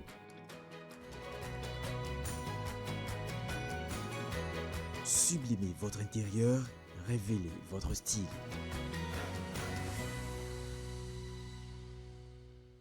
Cotonou, capitale de l'engagement pour l'autonomisation des femmes et des filles. Du 2 au 4 juillet 2025, la République du Bénin accueille un événement régional majeur. La 8e session ordinaire du comité régional de pilotage du projet Souhaite Plus, projet régional pour l'autonomisation des femmes et dividendes démographiques en Afrique subsaharienne. Souhaite Plus est l'expansion du projet Souhaite, né de la volonté des chefs d'État du Burkina Faso, de la Côte d'Ivoire, du Mali, de la Mauritanie, du Niger et du Tchad, engagés à réduire la vulnérabilité des adolescentes et des jeunes femmes de leur pays et à maîtriser la croissance démographique pour favoriser la capture du dividende démographique. Lancé en novembre 2015 avec le soutien financier et technique de la Banque mondiale, l'appui technique de l'UNFPA et de l'Organisation ouest-africaine de la santé et avec le partenariat stratégique de l'Union africaine, ce projet a déjà changé la vie de milliers d'adolescentes et de jeunes femmes dans plus de 10 pays d'Afrique de l'Ouest et du Centre. À l'ordre du jour, le bilan de 10 ans d'action en faveur du dividende démographique, le partage des leçons apprises et des réussites nationales, le renouvellement des instances de gouvernance régionale, ministres, partenaires techniques, coordonnateurs nationaux, représentants des communautés économiques régionales, tous réunis autour d'un seul objectif, autonomiser les femmes, renforcer les systèmes de santé et bâtir un avenir équitable pour les jeunes générations. Cotonou, du 2 au 4 juillet 2025, le rendez-vous du leadership africain pour l'équité, la santé et la dignité des filles. Projet Souhaite Plus, une région engagée, un avenir transformé.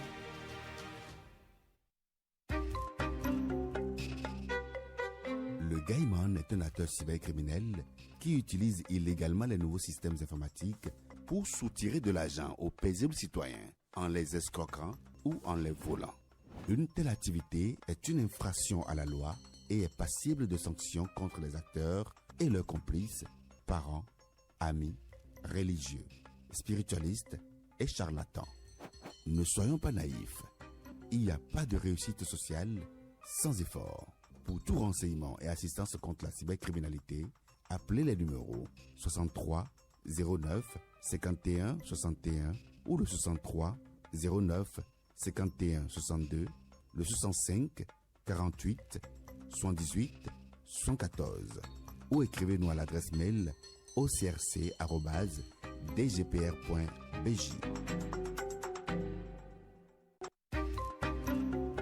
La cybercriminalité est un fléau à l'antipode du développement socio-économique durable et de la crédibilité de notre pays.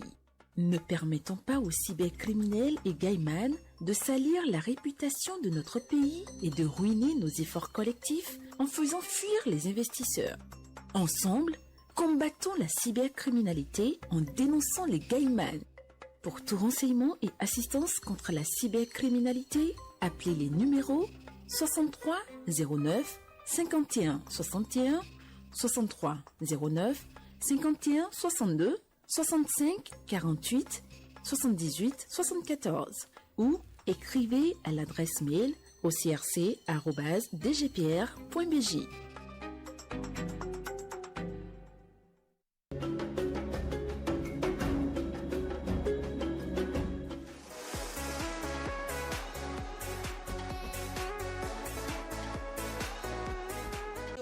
Aussi.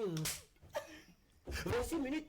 Donc il était vraiment rigoureux avec vous. Vraiment rigoureux avec nous. Sinon, déjà à 7 ans, on a commencé la musique, on pouvait aller dans le décor. La pause ce matin, je lui ai déclaré encore ma flamme. La photographie, selon moi, c'est écrit la lumière. Communiquer. Communiquer. Communiquer. Métier célibataire. Et surtout, me retrouver encore devant Aïcha Koné. Après plus de 10 ans. J'ai vu un homme qui a été battu par sa femme. On a montré la photo, c'était horrible. Et je me suis dit, mais il attend quoi? Quel ONG s'occupe de ces cas-là?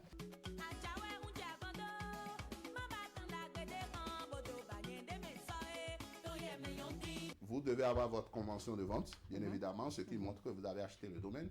Oui, je voudrais vous inviter à faire massivement le déplacement. Quand je vous dis que je suis chargé d'onction, c'est-à-dire... Nous préparons la journée internationale du jazz, qui va être encore cette année, comme d'habitude, un truc de... Non, j'ai laissé le côté humoriste, parce que franchement, le Béninois, pour faire rire le Béninois, c'est compliqué. Pour faire rire le Béninois. Donc ce qui nous oblige tous aujourd'hui à nous intéresser à la chose technologique. Aujourd'hui, spécialement, nous allons parler du massage, Madame Florence. Est-ce que par moment, il n'y a pas des hommes qui... Oui. Ah oui? C'est le risque du métier. C'est le risque du métier. Donc vous les laissez d'abord? Bon, oui, on essaie de... Il y a une méthode de les calmer. Quand je vous dis Amozobogla, c'est ça qui a formé le Zogla. Vous dansez des dits. Vous dansez des dits, ça fait Zogla dance. Voilà. Inspiration.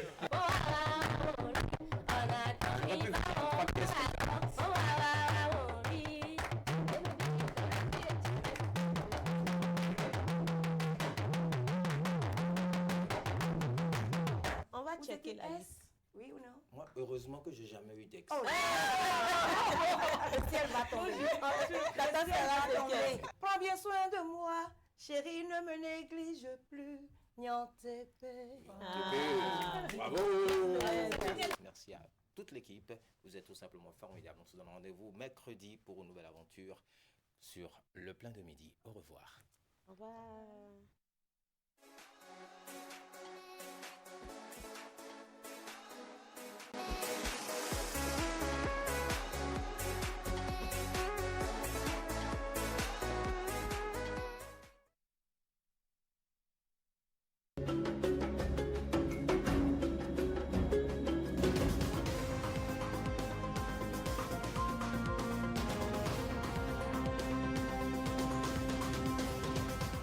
Bienvenue à votre rendez-vous hebdomadaire d'analyse donc de l'actualité. Je suis avec mon fidèle compagnon Anissé Carlos Soké, bonjour. Bonjour Tanguy.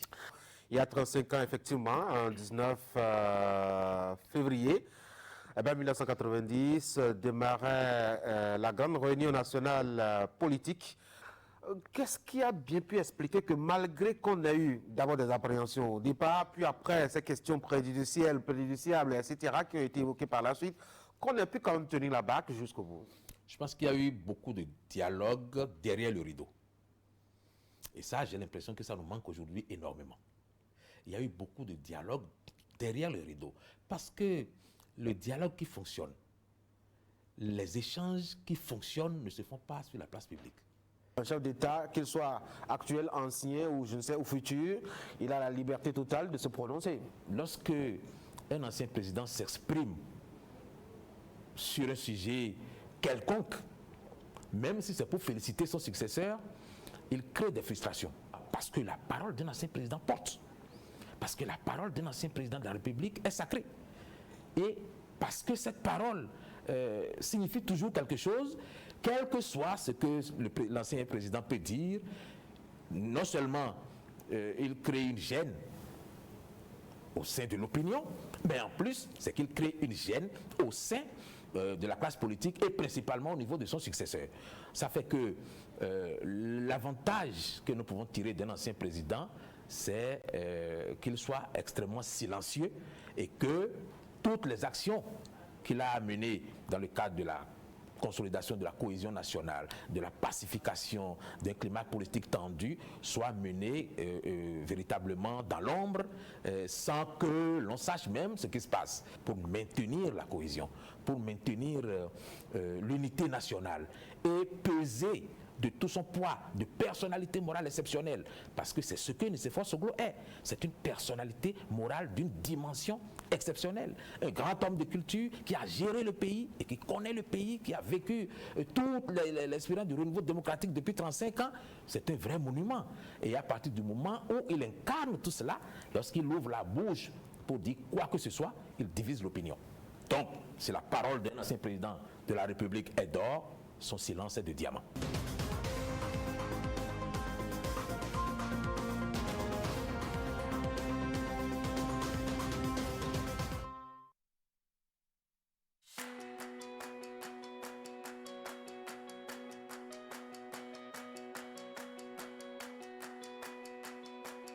Envie de transformer votre intérieur, envie de composer votre salon à votre image, selon votre style et en fonction de votre goût. Besoin de créer de l'espace dans votre salon, votre salle à manger ou même dans votre chambre à coucher. Et si l'inspiration vous attendait juste ici? Design moderne, style vintage, bois noble, matière naturelle, couleurs tendance et bien d'autres encore. Bienvenue chez N Meubles Déco, votre destination incontournable pour des meubles et des objets décoratifs uniques, directement importés d'Allemagne. Chez nous, vous allez trouver des salons, des salles à manger, des lits, des meubles de bureau. La particularité, c'est que le client peut lui-même composer ses articles. On n'impose pas notre composition. Donc vous pouvez venir voir un ensemble de tables avec salle à manger. Vous pouvez prendre juste la table ou juste les chaises. Des canapés confortables, des tables élégantes, des objets déco-tendance, il y en a pour tous les styles et tous les budgets. Rendez-nous visite à Calavi en quittant Kota pour Cotonou, 7e rue après la clôture de SOS au bord du Goudron et dans notre showroom à Wologede, rue de la Pharmacie Éternité. Nous sommes ouverts du lundi au samedi de 10h à 20h. Maintenant, pour des clients privilégiés qui veulent être traités comme des privilégiés, nous pouvons accorder nos horaires. Contact plus 229 01 61 09 09 09 ou le plus 229 01 61 90 91 92. Notre adresse email nmeubledeco@hotmail.com. Vous pouvez également nous joindre via nos réseaux sociaux.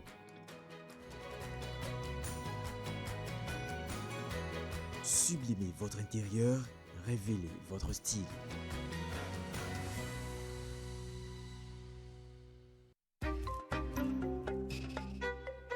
Le Gaiman est un acteur cybercriminel qui utilise illégalement les nouveaux systèmes informatiques pour soutirer de l'argent aux paisibles citoyens en les escroquant ou en les volant. Une telle activité est une infraction à la loi et est passible de sanctions contre les acteurs et leurs complices, parents, amis, religieux, spiritualistes et charlatans. Ne soyons pas naïfs. Il n'y a pas de réussite sociale sans effort. Pour tout renseignement et assistance contre la cybercriminalité, appelez les numéros 63 09 51 61 ou le 63 09 51 62, le 65 48 78 114 ou écrivez-nous à l'adresse mail ocrc@dgpr.bj.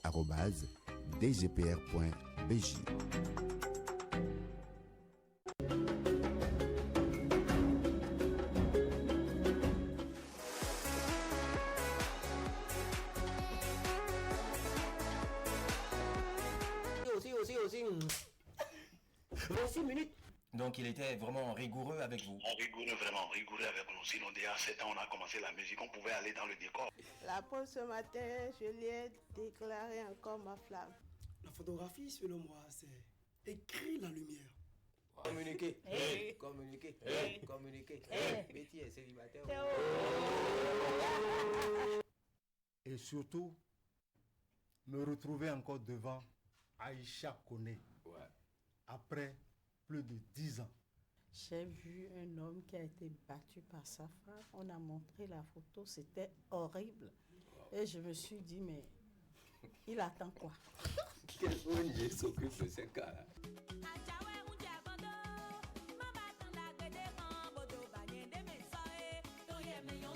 Vous devez avoir votre convention de vente, bien évidemment, ce qui montre que vous avez acheté le domaine. Oui, je voudrais vous inviter à faire massivement le déplacement. Quand je vous dis que je suis chargé d'onction, c'est-à-dire... Nous préparons la journée internationale du jazz, qui va être encore cette année, comme d'habitude, un truc... Non, j'ai laissé le côté humoriste, parce que franchement, le Béninois, pour faire rire le Béninois, c'est compliqué. Pour faire rire le Béninois. Donc ce qui nous oblige tous aujourd'hui à nous intéresser à la chose technologique. Aujourd'hui, spécialement, nous allons parler du massage, Madame Florence. Est-ce que par moment, il n'y a pas des hommes qui... Oui. Ah oui? C'est le risque du métier. C'est le risque du métier. Donc vous les laissez d'abord? Bon, oui, on essaie de... Il y a une méthode de les calmer. Quand je vous dis Amozobogla, c'est ça qui a formé le Zogla. Vous dansez des djis. Vous dansez des djis, ça fait Zogla dance. Voilà. Inspiration.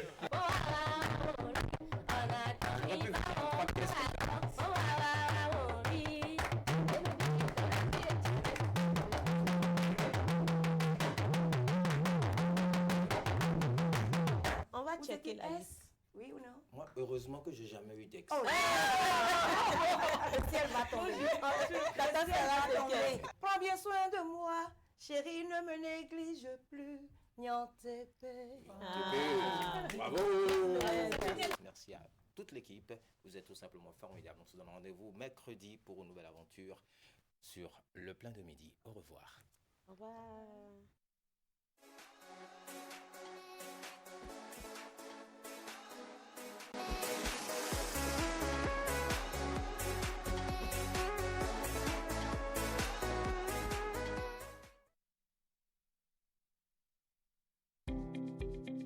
Vous avez toujours fait attention aux détails.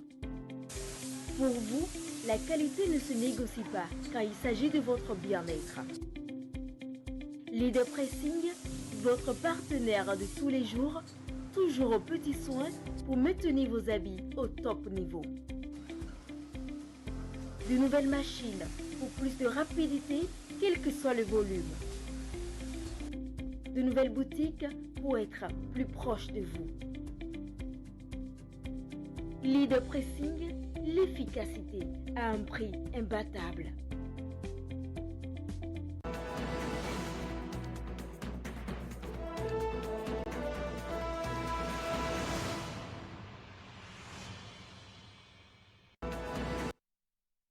Enfin de retour pour la rubrique économie de ce matin. Jacques Débé, bonjour.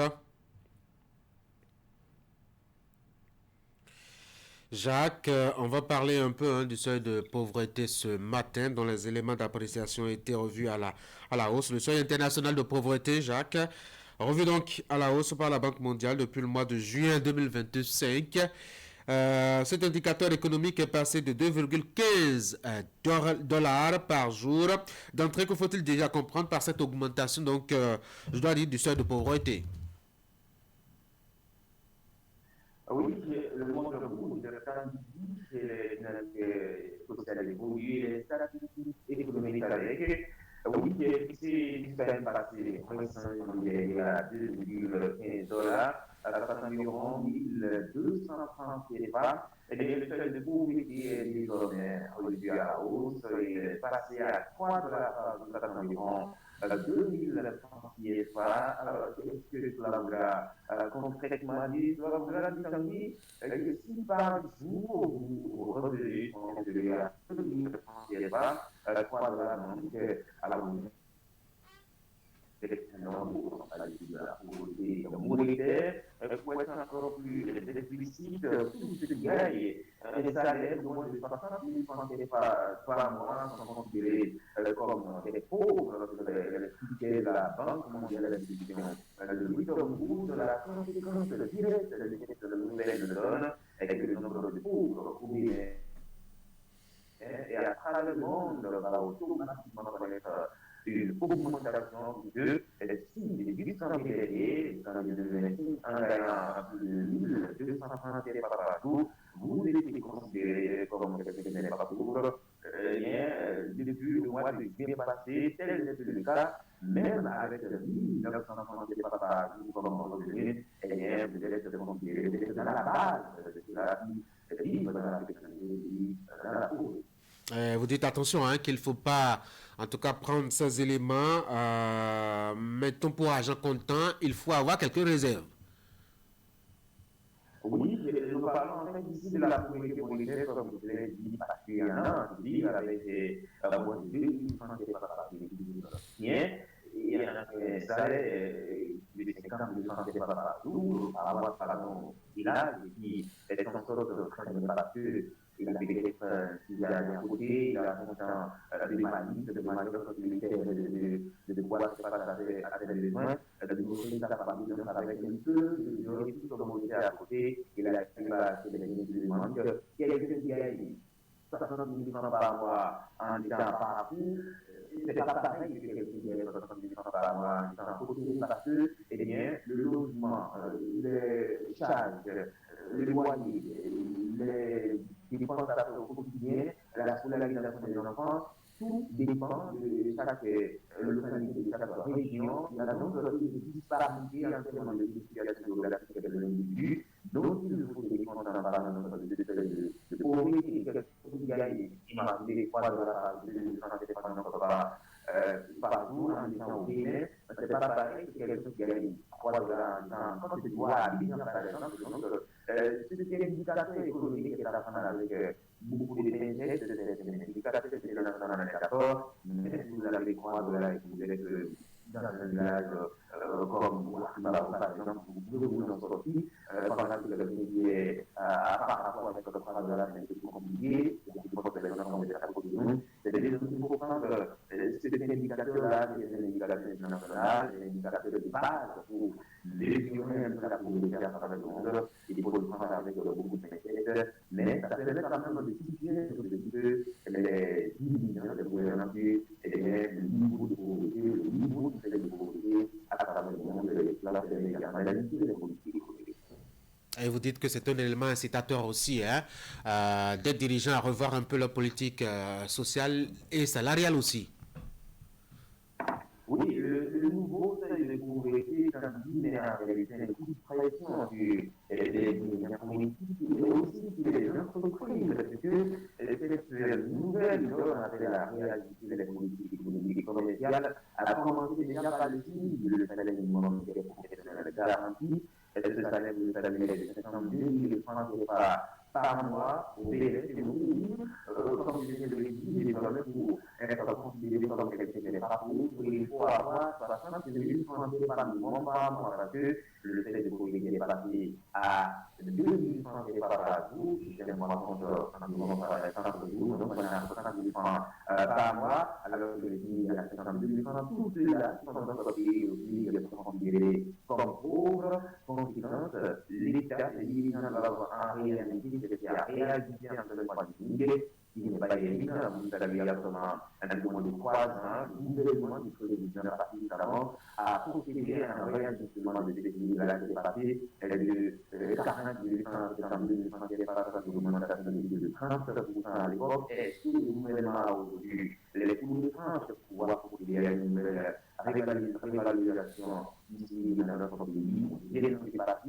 Les entreprises aussi normalement doivent, avec cette nouvelle-là, essayer de revoir la politique salariale.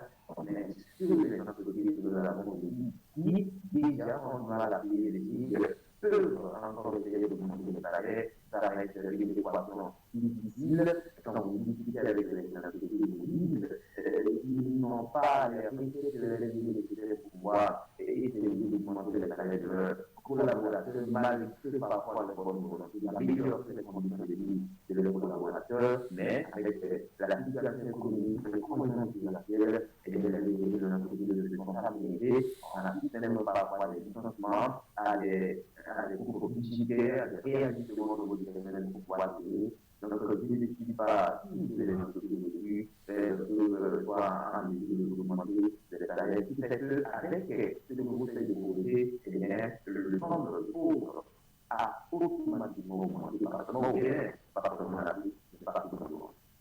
Et vous dites justement qu'en dépit des efforts des États, l'extrême pauvreté n'a pas vraiment reculé dans le monde. Oui, l'extrême pauvreté n'a pas reculé dans le monde, vous tranquille de l'incendie. La pauvreté est devenue une pandémie mondiale,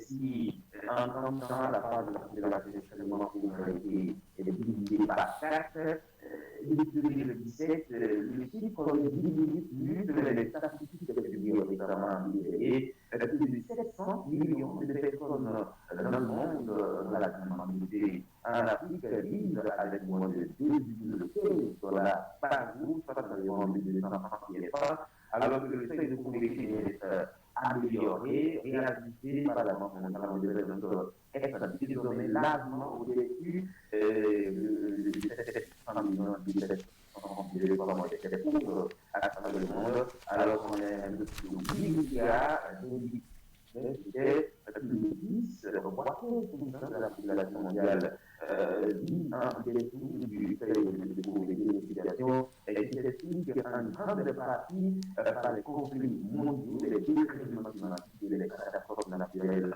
et les développements mondiaux à travers la planète.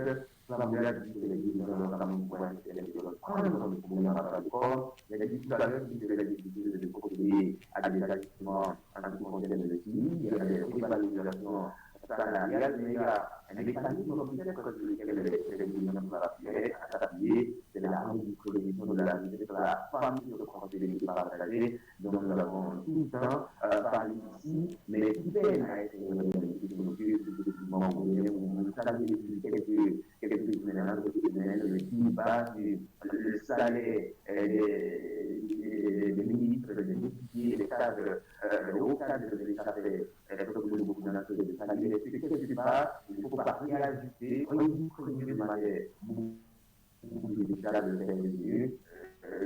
C'est des communes dont nous avons pour que tout le monde puisse se déterminer entre eux. La première c'est pour réduire le nombre de pauvres qui ont aujourd'hui à travers le monde, à travers notre pays, et les dirigeants, et cette politique de redistribution de la vie nationale, de nous contribuer à produire. Pour l'instant, la situation est plus compliquée où le nombre de pauvres est démontré à travers la planète, à travers le Bénin également.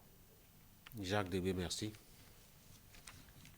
Très bonne journée. Merci beaucoup.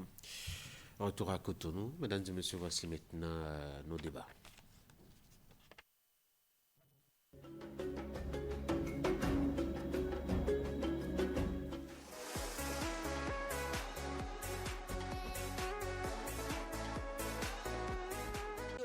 Aussi.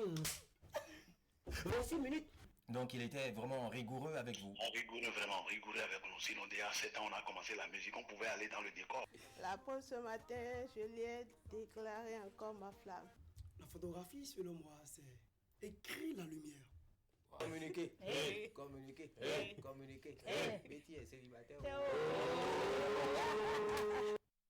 Et surtout, me retrouver encore devant Aïcha Koné. Ouais. Après plus de 10 ans. J'ai vu un homme qui a été battu par sa femme. On a montré la photo, c'était horrible. Wow. Et je me suis dit, mais il attend quoi? Quel ONG s'occupe de ces cas-là?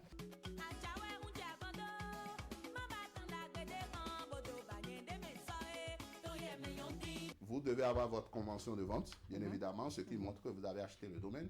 Oui, je voudrais vous inviter à faire massivement le déplacement. Quand je vous dis que je suis chargé d'onction C'est-à-dire... Et tout, hein. Nous préparons la journée internationale du jazz, qui va être encore cette année, comme d'habitude, un truc...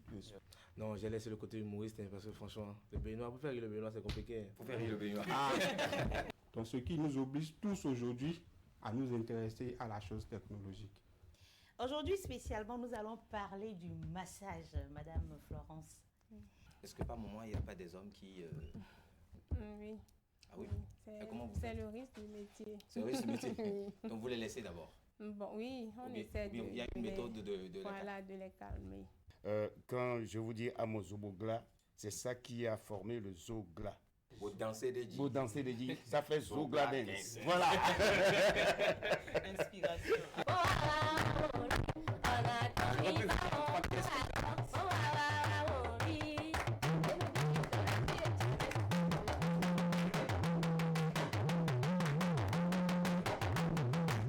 On va checker la liste. Oui ou non? Moi, heureusement que j'ai jamais eu d'ex. Oh, le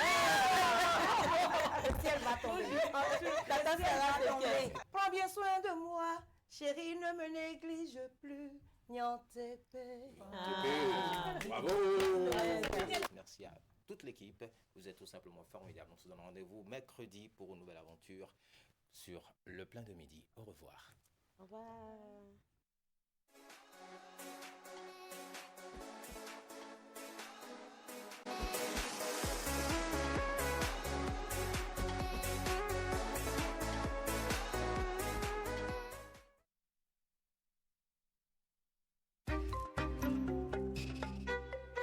Le Gaiman est un acteur cybercriminel qui utilise illégalement les nouveaux systèmes informatiques pour soutirer de l'argent aux paisibles citoyens en les escroquant ou en les volant. Une telle activité est une infraction à la loi et est passible de sanctions contre les acteurs et leurs complices, parents, amis, religieux, spiritualistes et charlatans. Ne soyons pas naïfs.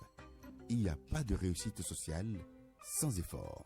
Pour tout renseignement et assistance contre la cybercriminalité, appelez les numéros 63 09 51 61 ou le 63 09 51 62, le 65 48 78 114 ou écrivez-nous à l'adresse mail ocrc@dgpr.bj.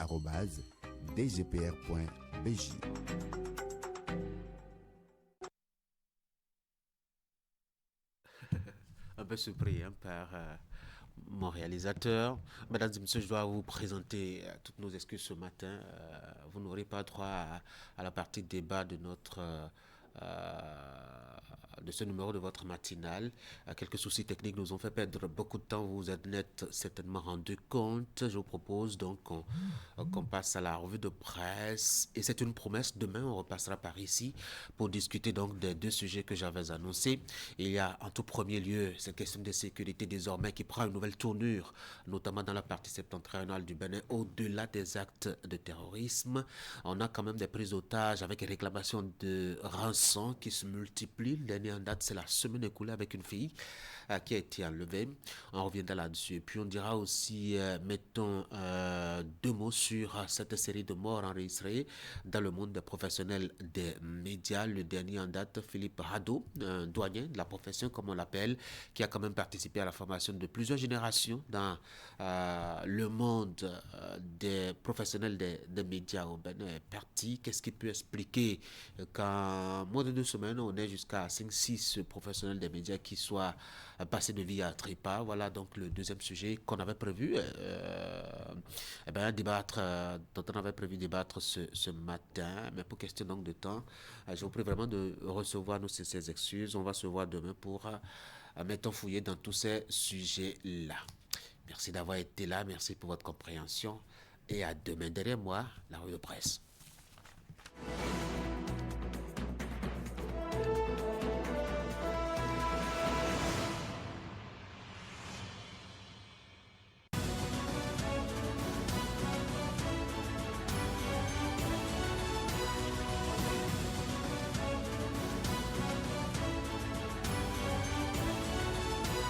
Bonjour à toutes et à tous et bienvenue dans cette revue de presse. La hausse des tarifs applicables aux transactions mobile money par les réseaux GSM au Bénin est le sujet qui tient le haut du pavé dans les parutions de ce mercredi. Fraternité nous apprend au reste que cette actualité a déjà suscité à l'Assemblée nationale une question orale avec débat adressée au gouvernement.